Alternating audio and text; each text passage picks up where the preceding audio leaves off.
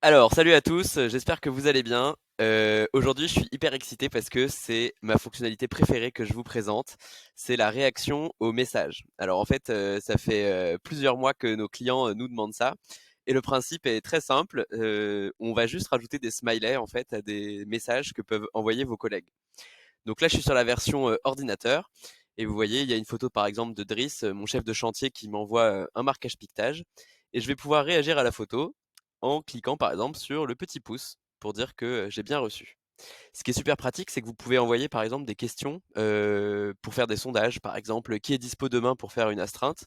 Mettez un pouce pour ceux qui peuvent. Et après, quand vous cliquez ici sur les emojis, vous allez voir en fait les réponses de chacun. Bon, bah là, il n'y a que moi qui ai répondu avec un petit pouce.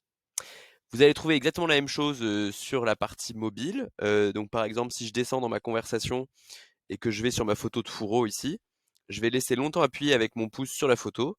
Et puis je vais pouvoir par exemple rajouter un petit bonhomme qui pleure. Parce que c'est quand même une mauvaise nouvelle que ce soit pas à la même profondeur que sur la DICT. Quand on laisse appuyer sur la photo, on peut également classer l'info.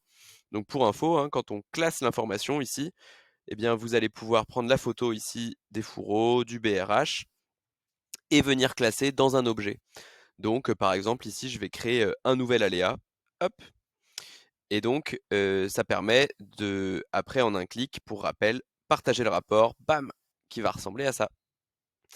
Voilà, donc c'était la fonctionnalité de réaction à des messages. J'espère que ça vous a plu et que vous allez l'utiliser. À bientôt!